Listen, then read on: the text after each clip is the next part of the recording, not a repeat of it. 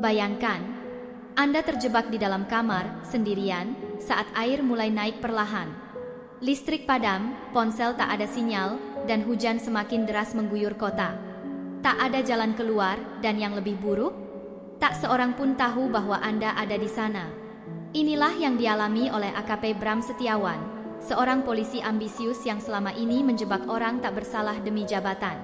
Malam itu, ketika semua orang berusaha menyelamatkan diri dari banjir bandang yang melanda Kediri, dia justru terperangkap di dalam rumahnya sendiri. Air semakin naik, tapi tak ada satupun orang yang peduli atau mencari keberadaannya. Apakah ini karma yang datang dengan cara paling mengerikan? Tapi, bagaimana sebenarnya dia bisa terjebak? Apa yang terjadi di detik-detik terakhir sebelum air menenggelamkan segalanya? Tonton sampai habis, karena kisah ini akan membuat bulu kudukmu merinding. Assalamualaikum warahmatullahi wabarakatuh. Sobat, gimana kabarnya hari ini? Semoga kita semua selalu diberikan kesehatan, keberkahan, dan rezeki yang melimpah.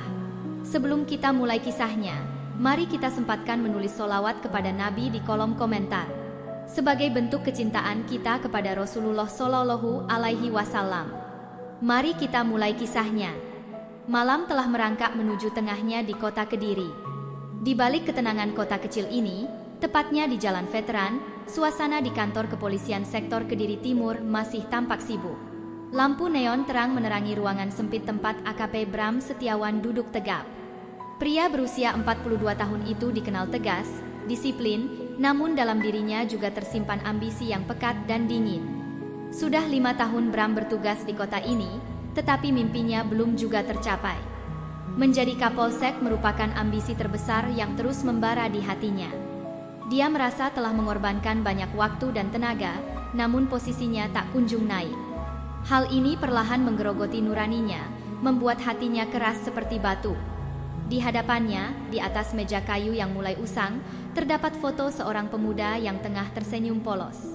Namanya Riko Anggara, pemuda 23 tahun asal desa Sidomulyo, seorang pemuda lugu yang sehari-harinya bekerja sebagai penjaga toko elektronik di Jalan Patimura. Malam ini, Bram telah menetapkan nasib pemuda itu dalam genggamannya. Sebuah jebakan licik yang sudah disusun dengan matang akan segera dilaksanakan demi mendongkrak reputasinya di mata para atasan. Bram mengambil ponselnya, menghubungi seorang anak buahnya yang paling setia, seorang polisi muda bernama Ibda Yudi Prakoso. "Yud, semuanya sudah siap?" tanya Bram dengan nada rendah. "Siap, Komandan."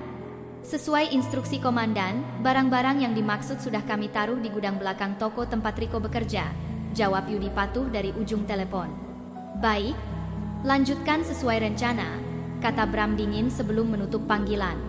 Dengan wajah tanpa ekspresi, Bram kembali memandangi foto Riko di meja. Tak ada rasa iba sedikit pun dalam dirinya. Baginya, setiap langkah yang diambil harus memberi manfaat nyata bagi karirnya. Ia yakin, kali ini namanya akan mencuat ke permukaan sebagai seorang polisi yang berhasil membongkar sebuah kasus besar. Pukul 10 malam, Bram bersama 5 anak buahnya tiba di toko elektronik Mitra Elektronik yang dikelola oleh Pak Surya, seorang pengusaha kecil yang sangat disegani warga sekitar. Bram melangkah mantap, diikuti anak buahnya yang menyebar masuk ke dalam toko. Suasana mendadak tegang ketika beberapa warga yang lewat berhenti untuk menyaksikan kejadian itu. Riko yang sedang merapikan barang di rak belakang terkejut melihat polisi yang tiba-tiba muncul di hadapannya. "Ada apa ini, Pak?" tanyanya bingung, suaranya bergetar. "Riko Anggara?" Bram memastikan dengan suara keras dan dingin. "Iya, benar Pak, saya sendiri," jawab Riko makin bingung dan takut. "Bawa dia ke gudang," perintah Bram tegas, tanpa penjelasan. Riko dituntun dengan paksa menuju gudang belakang. Wajah pemuda itu pucat pasi ketika polisi menunjukkan beberapa barang elektronik mahal yang jelas bukan milik toko tersebut, tersusun di sudut gudang yang jarang dikunjungi. Barang-barang itu tampak asing baginya. Mata Riko melebar dalam kebingungan yang sangat nyata. "Saya tidak tahu menahu tentang barang-barang ini, Pak," ujar Riko memelas, memohon pengertian dari Bram. Namun, Bram menatapnya dingin tanpa rasa iba sedikit pun. "Simpan saja alasanmu untuk nanti di kantor. Bawa dia," perintah Bram lagi. Wajah Riko semakin pucat, air mata mulai menggenangi matanya. Pak Surya yang baru tiba di toko setelah diberitahu warga, berusaha membela anak buahnya. Pak Bram, Riko tidak mungkin melakukan ini, dia anak baik-baik. Tolong dengarkan dulu penjelasannya. Namun Bram hanya mengibaskan tangan dengan angkuh, tak peduli dengan penjelasan atau permohonan. Kami bekerja dengan bukti, Pak Surya. Tolong jangan ikut campur urusan kami. Jika ada yang ingin disampaikan, nanti di kantor saja. Warga sekitar yang menyaksikan kejadian ini pun mulai berbisik-bisik, namun tak ada yang berani mengintervensi tindakan polisi. Di tengah kebingungan itu, sebuah mobil patroli membawa pergi Riko dalam keadaan wajah tertunduk pasrah. Di rumah sederhana Riko di desa Sidomulyo, kabar buruk itu tiba dengan cepat. Ibu Riko, seorang perempuan parubaya bernama Bu Sumiati, langsung menangis terseduh-seduh begitu menerima kabar bahwa putranya ditahan atas tuduhan yang ia yakin mustahil dilakukan anaknya. Ayah Riko, Pak Bambang, yang kesehariannya bekerja sebagai buruh tani, hanya mampu memandangi lantai rumahnya yang sederhana dengan tatapan kosong. Hatinya hancur. Sementara di kantor, Bram menerima pujian dari atasannya, Kapolres AKBP Herman Susilo, yang malam itu langsung datang untuk melihat hasil kerja anak buahnya tersebut. Kerja bagus, Bram. Inilah yang saya tunggu-tunggu dari kamu selama ini. Teruskan kinerja seperti ini, jabatan Kapolsek sudah pasti di tanganmu, ujar AKBP Herman sambil menepuk bahu Bram penuh kebanggaan. Mendengar pujian dari atasannya, Bram tersenyum puas. Baginya, penderitaan keluarga Riko hanyalah kerikil kecil yang tak perlu ia hiraukan. Yang terpenting, malam ini ia berhasil membuat namanya semakin dikenal positif oleh atasannya. Setelah atasan meninggalkan kantor, Bram merasa sangat puas dengan dirinya sendiri. Langkahnya begitu ringan ketika akhirnya ia kembali ke rumah dinasnya di Jalan Jaksa Agung Suprapto, dekat alun-alun kota. Sesampainya di rumah, Bram menikmati makan malamnya sendirian sambil sesekali tersenyum puas. Malam ini dia merasa telah meraih pencapaian besar dalam karirnya. Dengan santai ia melangkah ke kamar tidurnya, sebuah ruangan yang sederhana tapi nyaman baginya. Ia merebahkan tubuhnya di atas tempat tidur, menatap langit-langit kamar yang remang-remang. Di luar, suara hujan mulai terdengar mengetuk atap rumahnya dengan lembut. Bram menutup mata, pikirannya sudah melayang jauh membayangkan jabatan yang sebentar lagi akan ia raih. Ia tidak sedikit pun merasa terganggu oleh apa yang telah ia perbuat. Hatinya tertutup rapat oleh ambisi pribadi yang begitu kuat mencengkeram nuraninya. Tidak lama kemudian, suara hujan yang makin deras menjadi semacam alunan pengantar tidur yang membuatnya tenggelam dalam mimpi indah tentang masa depannya. Napasnya mulai teratur, perlahan-lahan tidur menjemputnya dalam kehangatan ranjang yang empuk, meninggalkan semua kerisauan yang telah ia ciptakan di luar sana. Bram tidur nyenyak dengan senyum kecil yang tertinggal di bibirnya, puas akan hasil kerja liciknya malam ini. Suara hujan terdengar keras menghantam genting rumah dinas milik AKP Bram Setiawan yang terletak di Jalan Jaksa Agung Suprapto, Kota Kediri. Malam telah bergulir jauh, meninggalkan Bram dalam tidurnya yang nyenyak. Tiba-tiba, suara petir yang menggelegar membuat Bram membuka matanya dengan kaget. Ia terbangun seketika, matanya menyipit menatap langit-langit kamar yang remang-remang diterangi lampu tidur. Bram terduduk di tepi ranjang, mengusap wajahnya perlahan sambil berusaha menyadari situasi sekitar. Bunyi tetesan air yang deras terdengar jelas dari luar jendela kamarnya yang menghadap ke arah alun-alun kota. Angin malam meniup tirai putih, menciptakan bayangan aneh di dinding kamar yang sunyi. Perlahan, Bram berdiri dari ranjang, melangkah dengan kaki telanjang menuju pintu kamar yang terbuat dari kayu jati kokoh. Ia menggerakkan gagang pintu, namun tiba-tiba merasa ada yang aneh. Gagang pintu itu tidak bergerak seperti biasanya. Ia mencoba menariknya sekali lagi, kali ini lebih keras, namun tetap saja pintu tersebut tak bergeming sedikit pun. Jantung Bram mulai berdegup lebih cepat. Ia teringat bahwa pintu kamarnya memang sudah beberapa minggu terakhir mengalami masalah pada bagian pengunci pintu. Namun, Bram selalu menunda perbaikannya karena merasa masalah kecil itu tidak begitu penting. Kini, keputusan itu mulai terasa sebagai kesalahan besar. Dengan penuh rasa tidak nyaman, Bram memutar gagang pintu itu berulang kali. Ia mendorong pintu dengan sekuat tenaga menggunakan bahunya, berharap pintu itu akan terbuka. Tapi sia-sia saja, Pintu tersebut kokoh seperti benteng, sama sekali tak menunjukkan tanda-tanda akan terbuka. Peluh mulai muncul di dahi Bram. Dengan gerakan yang lebih cepat, ia mulai mengetuk pintu keras-keras, berharap seseorang dari luar rumah mendengar suara ketukannya. Namun, suara hujan dan petir yang menggulung-gulung di luar terasa jauh lebih dominan dibandingkan suara ketukannya yang putus asa. Sadar ketukannya tak menghasilkan apa-apa, Bram berbalik menuju meja kecil di samping ranjang tempat ponselnya tergeletak. Dengan tangan yang mulai bergetar, ia mengambil ponsel tersebut dan mencoba menghubungi seorang rekan sesama polisi yang tinggal tak jauh dari rumahnya, Ibda Yudi Prakoso.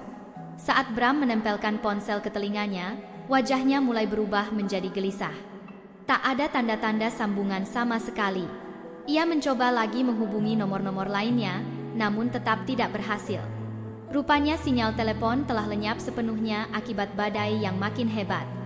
Bram menghela napas dalam-dalam, mencoba mengendalikan rasa panik yang mulai merambat di dadanya. Ia kemudian mendekati jendela, mencoba mengintip keluar. Pemandangan yang ia lihat dari jendela lantai 2 rumah dinasnya sungguh membuatnya semakin cemas. Jalan di depan rumahnya mulai tergenang air yang terlihat semakin meninggi. Lampu-lampu jalan meredup, sesekali berkedip, seolah akan padam kapan saja. Bram menjauh dari jendela. Ia berjalan mondar-mandir dalam kamar yang kini terasa makin sempit dan sesak. Bunyi detak jam dinding yang tergantung di atas meja kerja terdengar jelas, seakan mengejek kondisinya yang mulai terisolasi dari dunia luar. Dalam upaya terakhirnya, Bram kembali ke pintu kamar.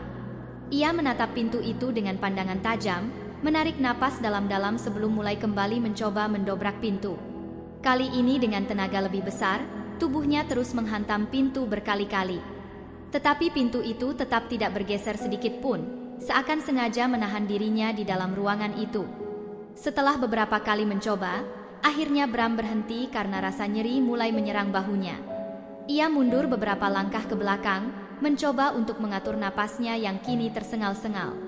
Matanya menatap tajam pintu yang kokoh itu dengan perasaan bercampur frustrasi dan marah pada dirinya sendiri yang telah mengabaikan masalah kecil pintu selama ini. Hujan di luar semakin deras, membuat suara air yang mengalir deras di luar rumah makin jelas terdengar. Bram merasakan ada sesuatu yang tidak beres. Ia mencoba menenangkan dirinya dengan duduk sejenak di atas ranjang, namun pikirannya tetap kacau. Ia merasa benar-benar sendirian, terjebak dalam ruang sempit yang sebelumnya ia anggap sebagai tempat paling aman dan nyaman. Tiba-tiba, lampu dalam kamar Bram berkedip beberapa kali, lalu mati sepenuhnya. Kegelapan langsung menyergap ruangan tersebut, menyelimuti Bram dalam kesendirian yang mencekam. Bram terdiam sejenak dalam kegelapan itu, jantungnya berdetak lebih kencang daripada sebelumnya. Ia berdiri perlahan, melangkah hati-hati menuju laci meja kecil di dekat tempat tidurnya. Di sana ia menyimpan sebuah senter kecil. Bram menyalakan senter tersebut dengan tangan yang sedikit gemetar, sinar tipisnya menciptakan lingkaran cahaya yang samar di tengah kegelapan kamar. Dengan bantuan cahaya kecil itu, Bram kembali mencoba membuka pintu kamar sekali lagi. Ia mengarahkan cahaya senter ke gagang pintu, berusaha mencari tahu apakah ada cara lain untuk membukanya. Namun, semakin ia mencoba mencari cara, semakin jelas bahwa pintu tersebut benar-benar rusak dan tidak mungkin dibuka dari dalam tanpa bantuan seseorang dari luar. Bram mengembuskan napas dengan putus asa, lalu menyandarkan tubuhnya perlahan ke pintu. Ia merasakan tubuhnya makin lemah dan letih setelah berkali-kali berusaha keras tanpa hasil. Rasa takut yang semula ia coba tekan, kini mulai merambat jelas dalam pikirannya. Di tengah kegelapan kamar yang hanya diterangi cahaya kecil dari senter, Bram perlahan duduk bersandar pada pintu. Ia memeluk lututnya dengan tangan, pandangannya kosong menatap lantai. Tak ada lagi suara selain gemuruh hujan dan gelegar petir yang terus menggelegar dari luar rumah. Kini Bram sadar sepenuhnya bahwa dirinya benar-benar terjebak. Ia sendirian, tanpa ada seorang pun yang tahu keberadaannya. Bram memejamkan matanya sejenak, merasa lelah karena upaya sia-sia yang telah dilakukannya. Dalam keheningan yang dingin, ia hanya bisa pasrah menerima kenyataan yang tengah dihadapinya. Di luar sana, hujan tetap turun dengan deras, tak peduli sama sekali dengan kondisi pria yang kini benar-benar terisolasi di dalam kamar yang terkunci rapat itu. Bram tak lagi mencoba bergerak atau berteriak, hanya diam terduduk dalam keheningan. Ia sadar saat ini dirinya benar-benar terjebak. Bunyi derasnya hujan masih mendominasi malam di kota Kediri. Angin kencang meniup dedaunan dan membuat pohon-pohon berderak di luar rumah dinas AKP Bram Setiawan. Ruangan yang tadinya hanya diliputi kegelapan dan kebisuan kini mulai diiringi suara lain. Suara samar yang awalnya hanya berupa tetesan. Bram, yang masih duduk di lantai dengan punggung bersandar pada pintu, perlahan membuka matanya. Ia menyadari ada sesuatu yang berbeda. Suara tetesan itu semakin terdengar jelas, bukan hanya dari luar rumah, melainkan dari dalam kamarnya. Ia mengarahkan senter ke lantai. Seketika dadanya terasa berat. Ada air merembes masuk dari celah bawah pintu. Air itu tampak menggenang tipis, merayap perlahan memenuhi lantai kayu. Bram segera berdiri, mendekati pintu, dan menyentuhkan tangannya ke celah bawahnya. Airnya dingin, mengalir semakin cepat dari luar. Ia menelan ludah, kepanikan kembali merambat dalam tubuhnya. Ia menoleh ke jendela, berharap itu hanya air biasa akibat hujan deras. Namun, perasaan tidak nyaman mulai menyelinap dalam benaknya. Bram buru-buru beranjak ke jendela kamar yang menghadap ke halaman depan. Ia mengangkat tirai dengan cepat, lalu matanya membelalak. Air di luar telah naik lebih tinggi dari yang ia duga. Jalan yang sebelumnya masih bisa terlihat kini sudah berubah menjadi arus yang terus bergerak, menelan apa saja yang ada di permukaan. Ia berusaha membuka jendela, namun jendela itu juga terasa seret, seolah enggan terbuka. Bram menggertakkan giginya. Ia kembali ke pintu dan mencoba mendobraknya sekali lagi, kali ini dengan tenaga lebih besar. Namun, usahanya tetap sia-sia. Air terus mengalir masuk. Jika awalnya hanya sekadar genangan tipis, kini air sudah setinggi mata kaki. Bram kembali berlari ke jendela, mengetuk kaca dengan senter berkali-kali, berharap ada seseorang di luar sana yang melihatnya. Tapi yang ia dapati hanyalah gelap dan air yang terus naik. Pikirannya berputar cepat. Ini tidak seperti banjir biasa. Selama bertahun-tahun ia tinggal di Kediri, tidak pernah ada banjir separah ini. Jantungnya berdegup semakin kencang. Bram kembali melihat ke lantai. Genangan itu kini sudah menyebar lebih luas. Airnya keruh, membawa serpihan-serpihan kecil entah dari mana.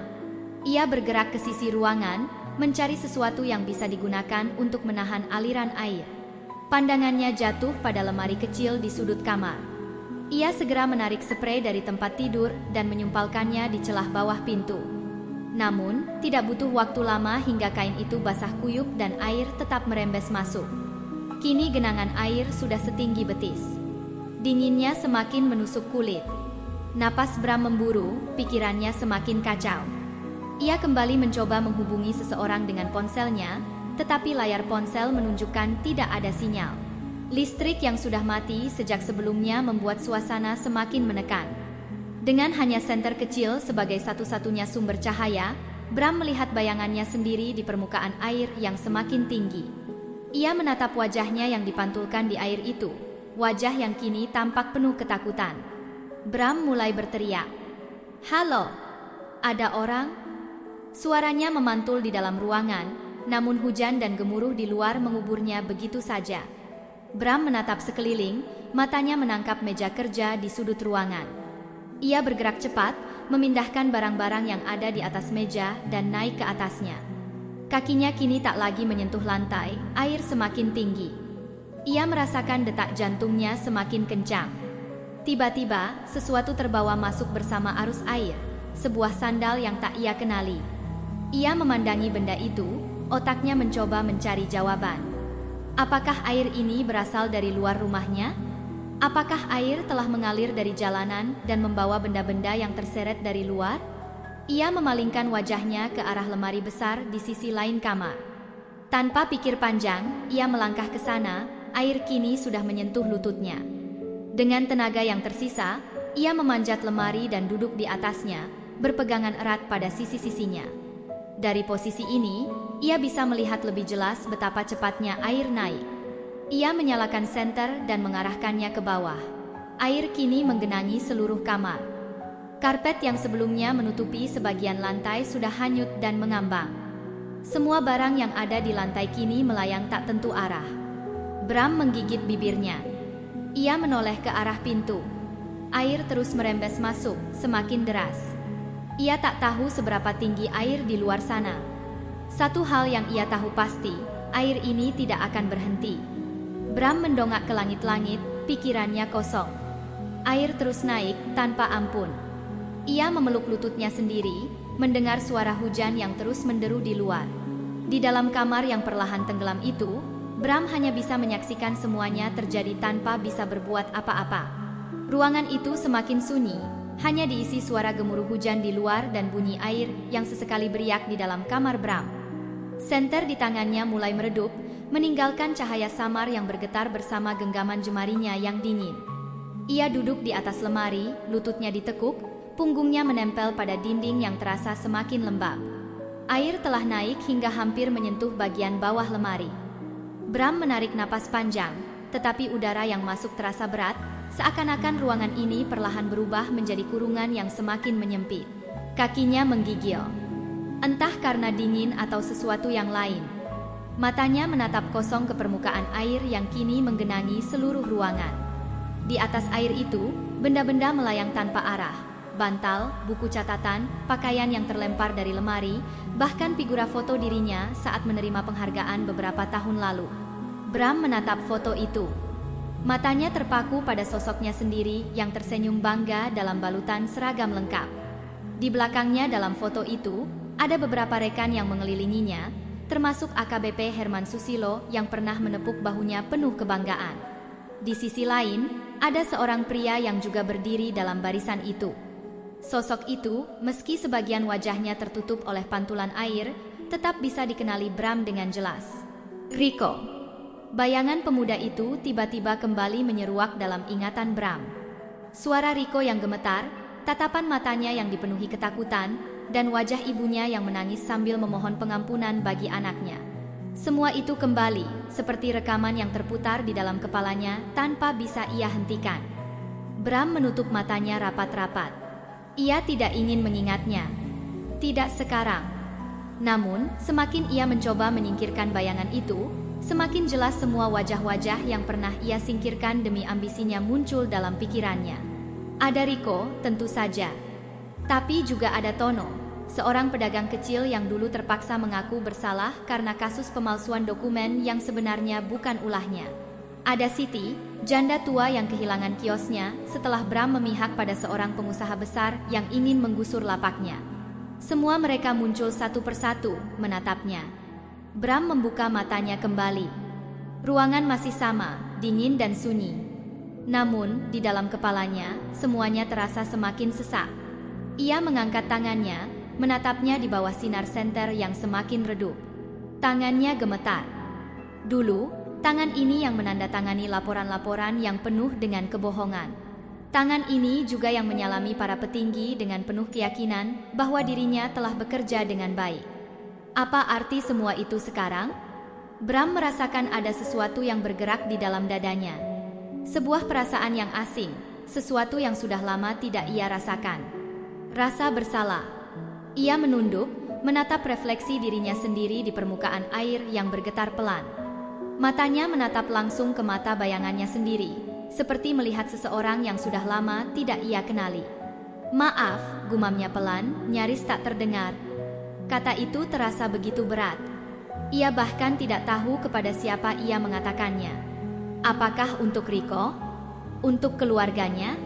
Untuk semua orang yang telah ia sakiti? Atau untuk dirinya sendiri yang kini tak lagi bisa menyangkal apa yang telah ia lakukan selama ini? Bram menutup matanya sekali lagi. Ia menarik napas panjang, tetapi kali ini napasnya terasa lebih berat, lebih sesak. Cahaya dari senter yang ia genggam berkedip satu kali. Kemudian padam sepenuhnya. Gelap. Bram duduk diam di atas lemari. Dalam keheningan total, hanya suara hujan yang terdengar dari luar, semakin deras, semakin liar. Air terus naik. Di luar rumah dinas AKP Bram Setiawan yang terletak di Jalan Jaksa Agung Suprapto, Kota Kediri, situasi semakin kacau. Hujan yang turun sejak malam sebelumnya belum juga mereda. Air telah menenggelamkan sebagian besar jalanan, memutus akses ke banyak rumah, dan menenggelamkan kendaraan yang ditinggalkan pemiliknya. Di tengah kesibukan para petugas dan warga yang berusaha menyelamatkan diri, tak ada satupun yang menyadari bahwa seorang perwira polisi masih terjebak di dalam rumahnya sendiri. Di markas Polres Kediri, suasana mencekam. Beberapa polisi tengah berdiskusi tentang upaya evakuasi di beberapa titik yang terisolasi akibat luapan Sungai Brantas. Ibda Yudi Prakoso, salah satu bawahan AKP Bram, berdiri dengan wajah tegang di hadapan rekan-rekannya. "Pak Kapolres masih di lapangan?" tanyanya kepada seorang petugas jaga.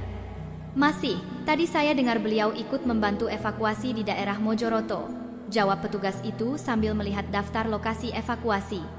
Yudi mengangguk, lalu mengedarkan pandangan ke ruangan. Sejak tadi ia merasa ada sesuatu yang janggal. Ia baru menyadari bahwa tak seorang pun menyebut nama AKP Bram sejak banjir ini terjadi. "Pak Bram belum datang?" tanyanya lagi. Petugas jaga mengangkat bahu. "Seharusnya beliau ada di sini sejak tadi malam. Tapi sampai sekarang saya belum melihatnya." Yudi merasakan sesuatu yang aneh. Biasanya, Bram adalah orang pertama yang turun tangan jika ada kejadian besar seperti ini. Tapi sekarang, namanya bahkan tak disebut dalam daftar perwira yang bertugas. Di sisi lain kota, warga semakin panik. Banyak yang berusaha naik ke atap rumah atau bertahan di tempat yang lebih tinggi. Sungai Brantas yang meluap telah menelan sebagian besar wilayah sekitar. Di desa Sidomulyo, tempat tinggal keluarga Riko, suasana tak jauh berbeda. Pak Bambang, ayah Riko, berdiri di depan rumahnya yang kini sebagian besar telah terendam. Ia memandangi air yang terus naik, sementara istrinya, Bu Sumiati, menggenggam tangannya erat. "Riko pasti baik-baik saja, kan?" Suara Bu Sumiati bergetar. Pak Bambang hanya mengangguk pelan, meskipun di dalam hatinya ia tak bisa menenangkan diri. Sejak putranya ditangkap, ia merasa seolah-olah hidup mereka berubah drastis. Kini, dengan banjir yang melanda, pikirannya semakin kacau. Sementara itu, di tempat lain, rekan-rekan polisi yang bertugas terus mencari warga yang masih terjebak. Mereka tak tahu bahwa seseorang yang selama ini berdiri di garis depan dalam setiap operasi justru kini terjebak dalam situasi yang sama, tanpa seorang pun yang menyadarinya.